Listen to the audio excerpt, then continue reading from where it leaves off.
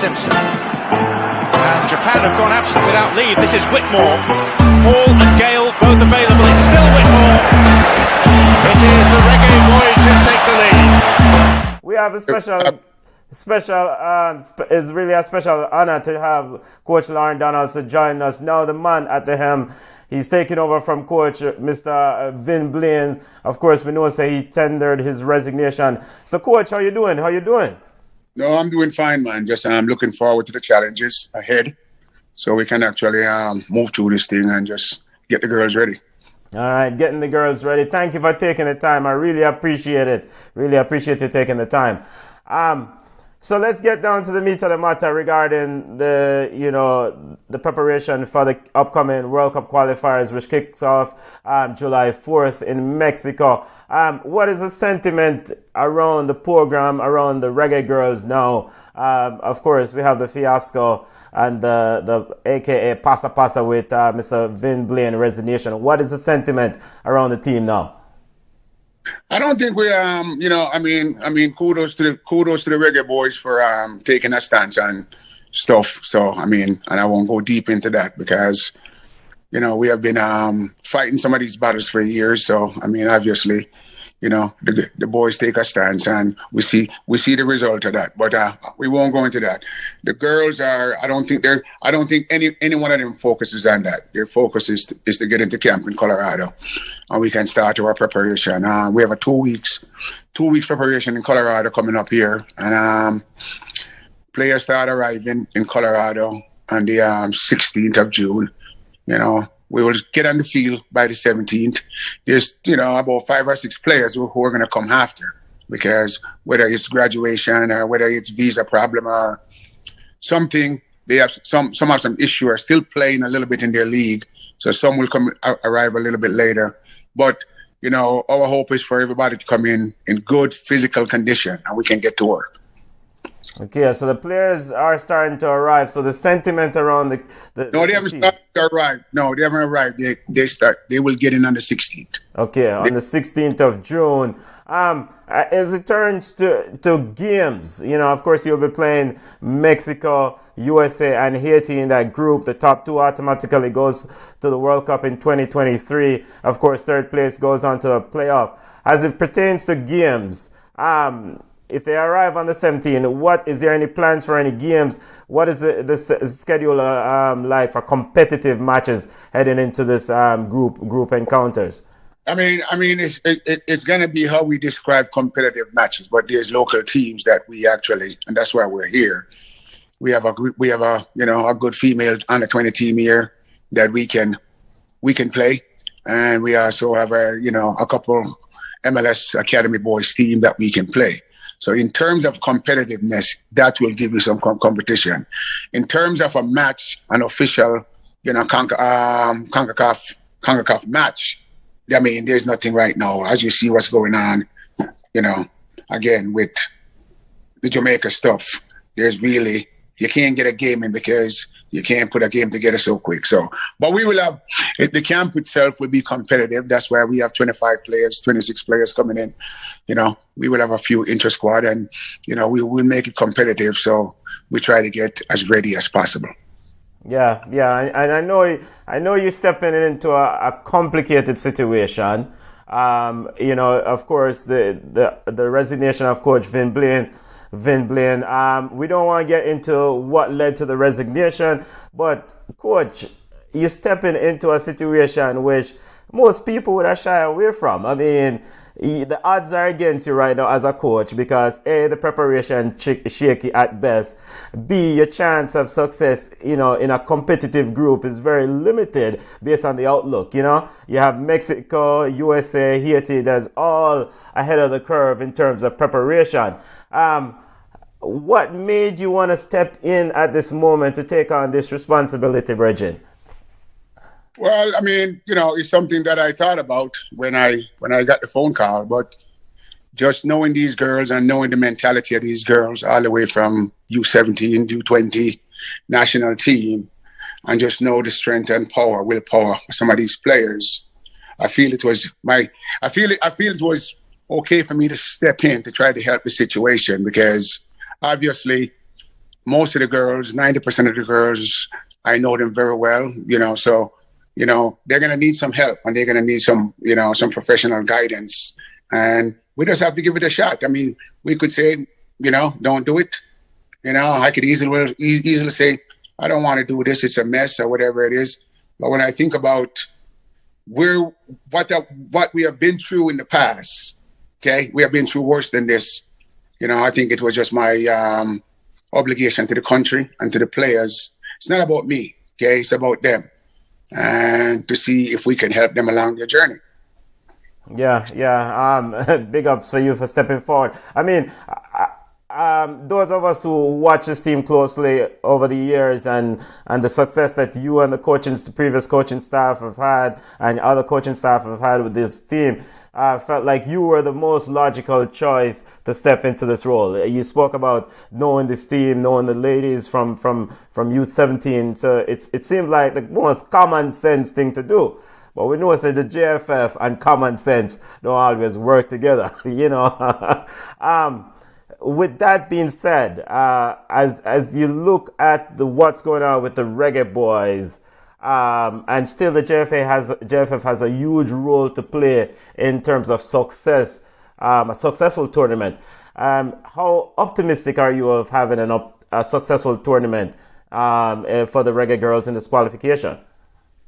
I can say one thing right now, and I'm not afraid to say it. I can say, kudos, thanks to Stella Marley and her group, her Bob Marley Foundation, for, I don't think it would be very possible if she didn't step forward. And I think maybe the government of Jamaica, I could mention Babsy, who's in charge of sports, stepping forward and just trying to make sure at least this project is on track, or close to being on track. It's not perfect, but I'm sure those groups, and I'm sure the JFF is gonna try their best to make sure everything works. But I know Stella Marley and her group is bearing a lot of the funding, and obviously there is donation from other people who are trying to get this thing going. So it's not going to be an easy project, but we want to create a good environment for the girls to come in, very competitive, okay, very learning environment, and just make sure that we get back to a football culture where, there's success. And, that's what we're looking forward to. In terms of competition, yeah, we know the competition out there. I mean, I don't need to go through that. I mean, I have 3 girls on the US team who plays for me, do a lot of training with me still, and I can name a couple, Mallory Pugh and Sophie Smith. They're like my daughters. So, I do a lot of training with them.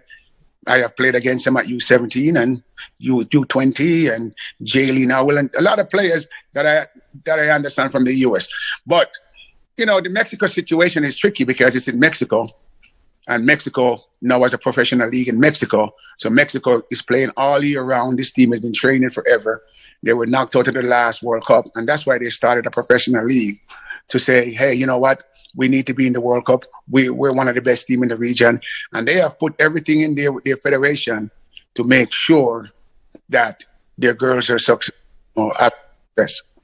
Right now, we don't care about that. I just care about how can we go in there and they would say, like in racehorse, how can we go in and get the apple cart? And that's our main aim, that we go in there and just put our best foot forward and just try to get some positive results. Yeah, of course, coach. Now looking at the roster, the preliminary roster that you released, that was released by CONCACAF. Of course, this is not the final roster, but one name that stood out for me, and it's Havana Sloan. Havana Sloan was not involved in the setup for the previous coach. You have brought her in the roster here. Can we assume that Havana will be in that midfield? Because a lot of us who watch the Reggae Girlz play feel that midfield needs somebody to inject vibes and ball playing skills, which Havana Sloan does possess that. Yeah, Havana Sloan is an integral, experienced professional player in there, and usually she and Bonnie has a good relationship when they play. But Havana is playing in the WSL, and she was she was injured. She came back and she played a few weeks ago, and she picked up another knock. But we're bringing her in, hoping that during the camp and during whatever, she can recover. I mean, if she has to play a game right now today, I don't think it's going to be something she could do. But we think, and she thinks, that by the time, within the next 2-3 weeks, she will be ready. Hopefully that's the case, and hopefully we can have her on the pitch. Yes, exactly. That's good news. One final thing regarding the squad. I'm a big proponent of good leadership on field general, people who dictate and move the group together, because ultimately that's an essential part of success. Watching the Reggae Girlz during the Olympic, during the Caribbean leg of the World Cup qualifiers, Bunny Shaw was the captain. But to me, I felt like Alison Swaby was more of a leader. She was very vocal. She dictated to players where to go. Will Bunny Shaw remain in the captaincy armband, or is there a consideration of potentially Alison Swaby taking that on? Or how do you guys go about selecting captains? There's captains and there's leadership, and I have been doing this for a long time. Yeah. A lot of time, the person who wears the band is not the person who's a leader on the field. Okay, but that's your captain. Okay, so we think that it's going to be more than one person who's going to sail the ship. If we depend on just Bunny to carry the load as captain, that's a heavy burden. We want to make sure that Alison, who's an experienced pro, and Bunny, and our goalkeeper Becky, and those players who are experienced players share the burden in carrying the captaincy. I don't put a lot of weight in it and saying who's the captain there. I think I put a lot of weight in who's going to be the leader on the field. Okay, and sometimes it's 1, 2, or 3 players. Sometimes it's 2, sometimes it's 1. We want to expand that role a little bit to say, hey, give somebody the authority. I wouldn't say the authority, but the ability to go out there and whenever we need leadership, whether it's organizing a back four, organizing a corner kick, getting after somebody, those senior players, they should have the ability to step up and lead when needed. But the captaincy to me is as I say, a captain is a captain. We need field generals and field leaders. Yes, excellent. So definitely very good to hear your input on that. The on-field generals are essential part of success, especially when you're back against the wall, where you don't know how you go already. Regarding the style of play, what sort of style of play are you looking? Watching the ladies in the last round of matches. Of course, the competition wasn't necessarily up to scratch. We were expecting a little bit more of a competitive game from DR based on how DR was playing with a high press sort of game against Bermuda and Grenada in the group earlier on. So what sort of style of play are you looking to roll out July 4th against Mexico? Is it more of a high tempo passing? What sort of play are you looking to implement, or is just going back to when you were with the team, when you led the team in 2020 or latter part of 2019? Yeah, to me that's history, and you can't play the same way because the girls are older, more mature, and there's involved. Now you have depending on our fitness, where we are fitness wise, that can dictate a lot of stuff. How much can you press? How fit are we? Coming into this thing. Now, there's 3 different opponents. Mexico is different. They like to play a lot of tucker, knock it around. They like to get it wide and get crosses in the box. The USA, they have runners. They're coming at you with some of the fastest girls in the world. So it's a different style.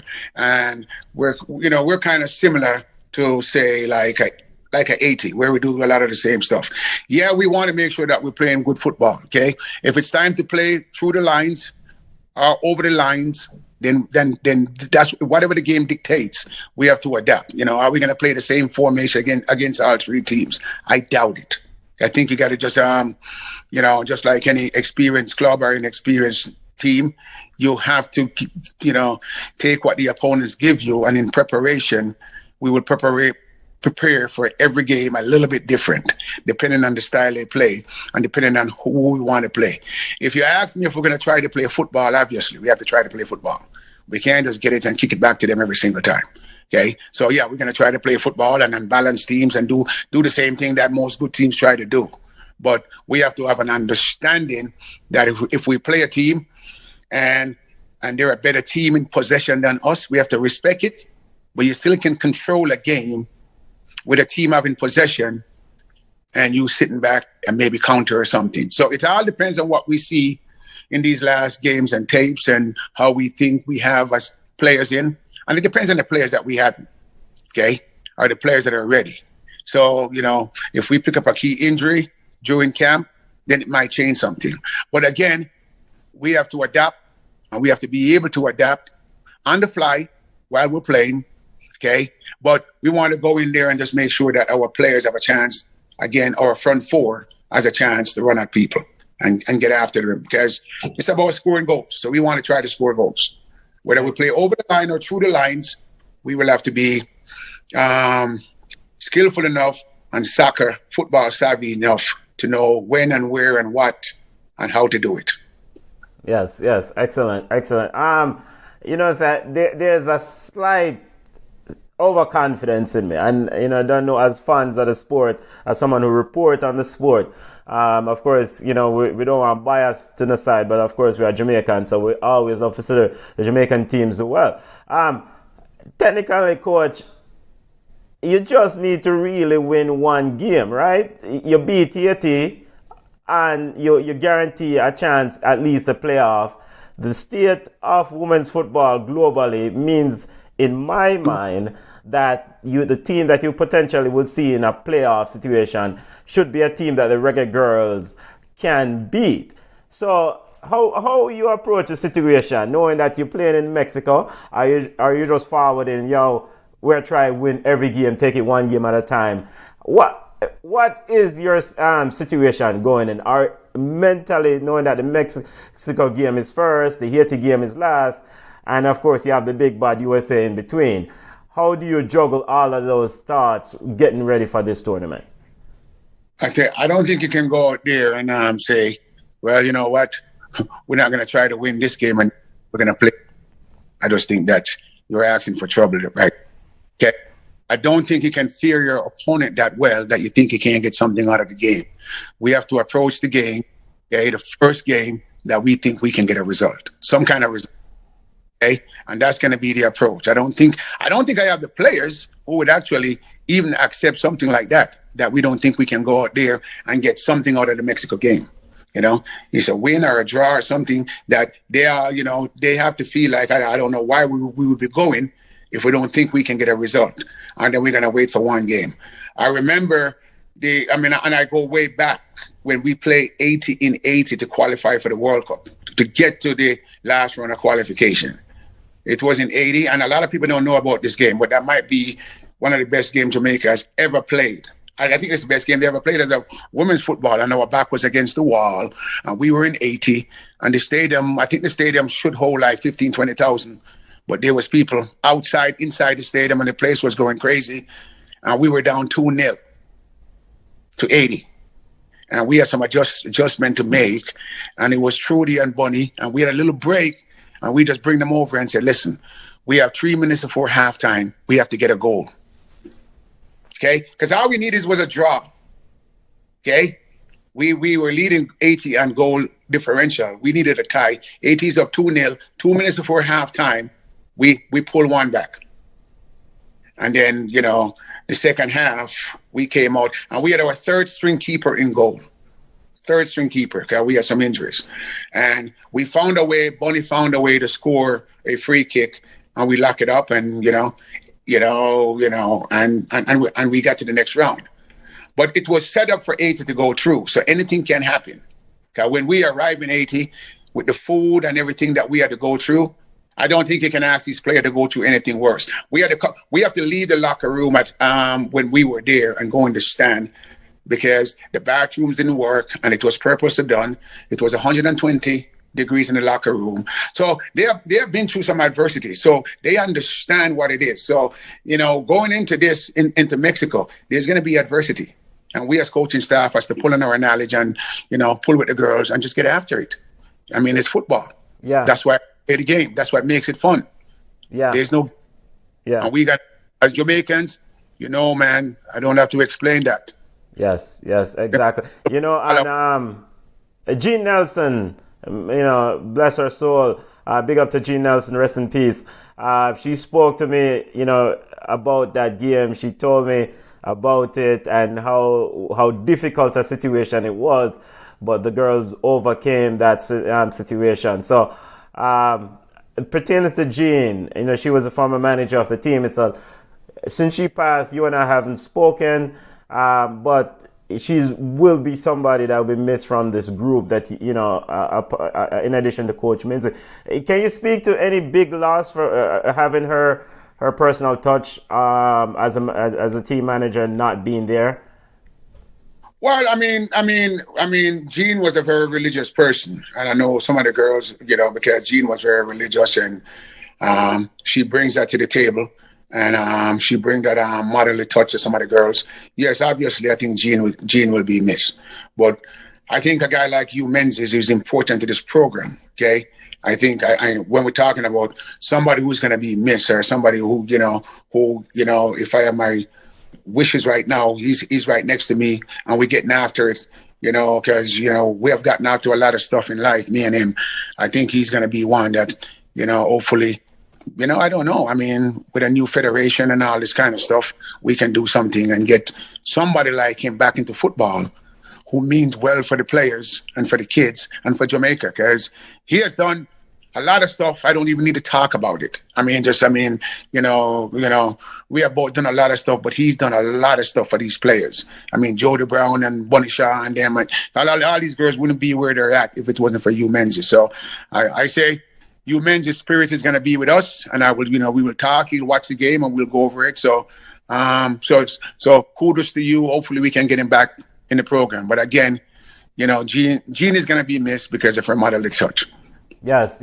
I mean,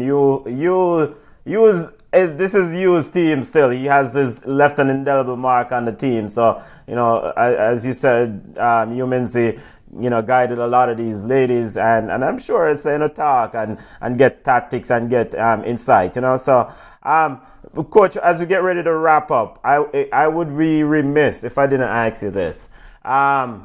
Say you take this team to the World Cup. What if a situation developed like what happened with Vin Blaine, where the players said, "Yo, you are not the man to take us to the World Cup"?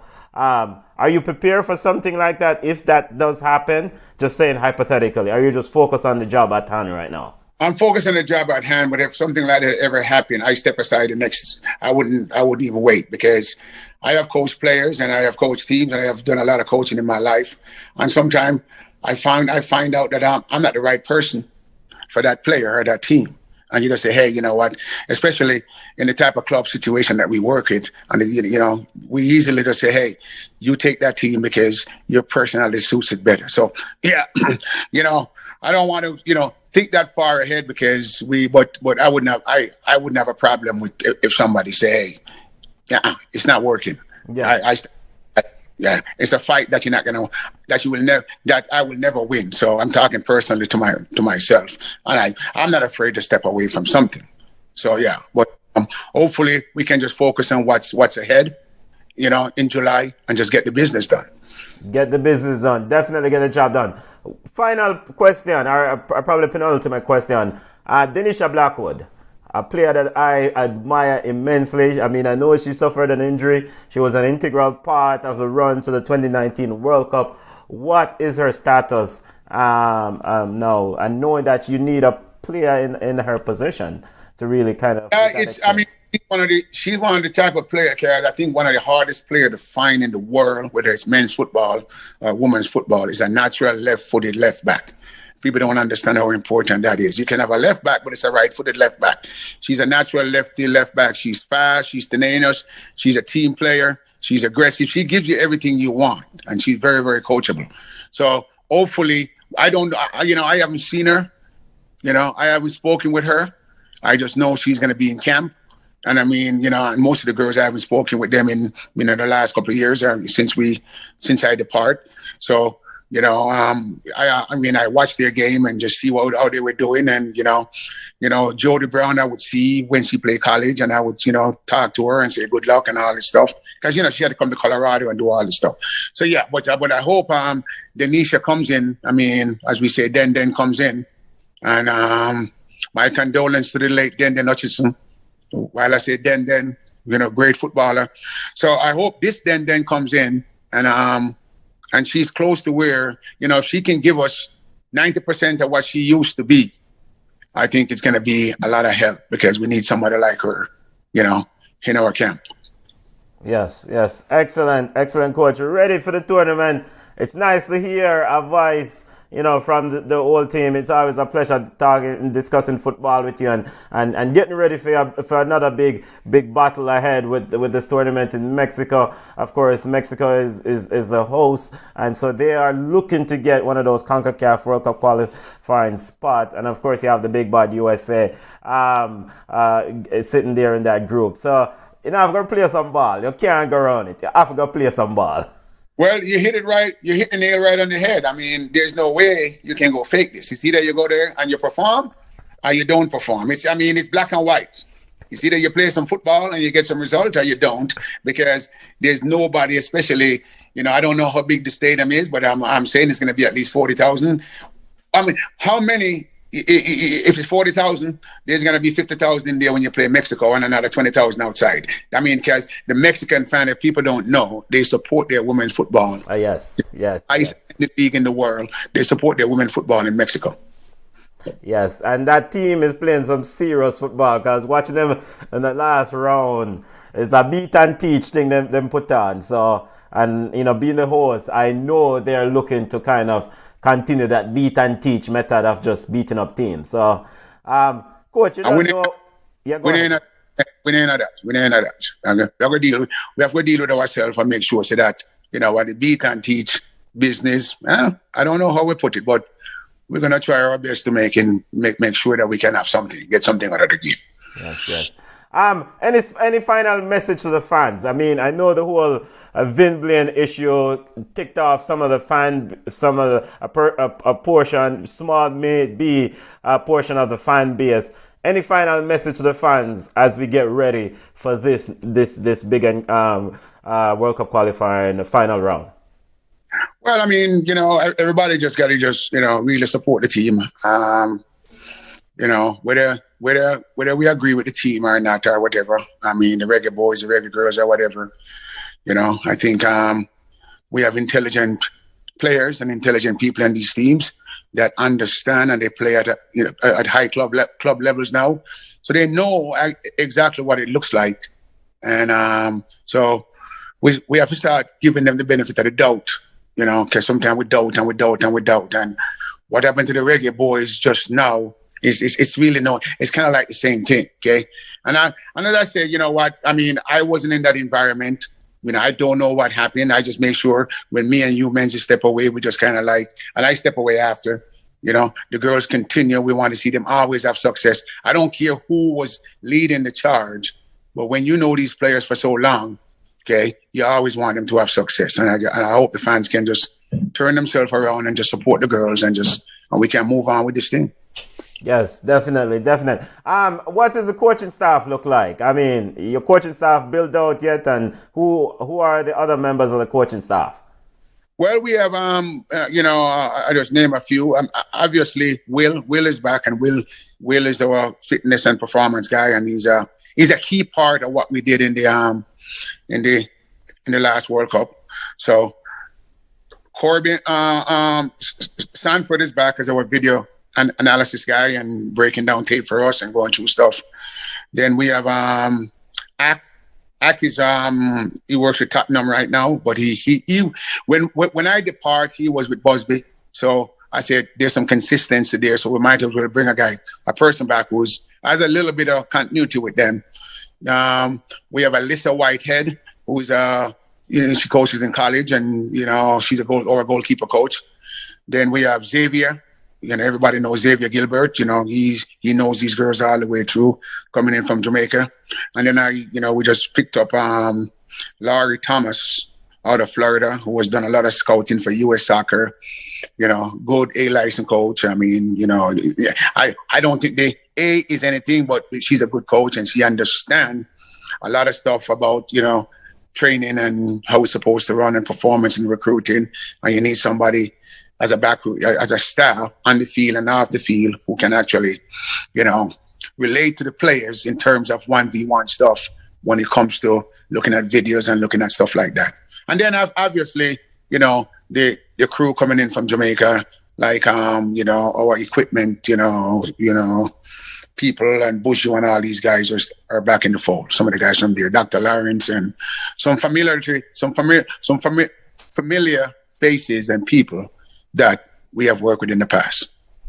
Yes, excellent. Coach, wishing you all the best and ready up, ready to support the team 100. You don't know, so we will ride with the Reggae Girlz. Big up. Thank you for coming back. I mean, you will bring some level of calmness around the pot, the whole passa and just foolishness around football in Jamaica football right now. But, thank you for taking the time, Coach. Really appreciate it. And if you need anything from our end, always, Ballchat is always here to support and get the word out, Yeah, man, you guys are doing a fantastic job, man. Keep up the good work. I love you guys' program. You do a fantastic job. Okay, all the best. Yes, man. Bless up, Coach. Bless up. All right. And of course, Ballchat podcast wrapping up. That was Coach Lorne Donaldson, Reggae Girlz head coach, getting ready for CONCACAF World Cup qualifiers kicking off July 4th. In Mexico, the Reggae Girlz will take on USA, will take on Mexico July 4th, then they take on USA July 7th. They wrap up that tournament against Haiti. I think that date is July 11th. And so the ultimate objective is to go Australia, New Zealand 2023. The girls will be in camp coming up June 17, and Coach Lorne Donaldson is the man leading the charge. Big ups. We're on Instagram at Ballchat Podcast. We're on Twitter at Ballchat1. We're on Facebook at Ballchat. Subscribe to the channel. Leave a comment in the comment section. Let us know your thoughts as the Reggae Girlz get ready for this tournament. Big up and bless up, family.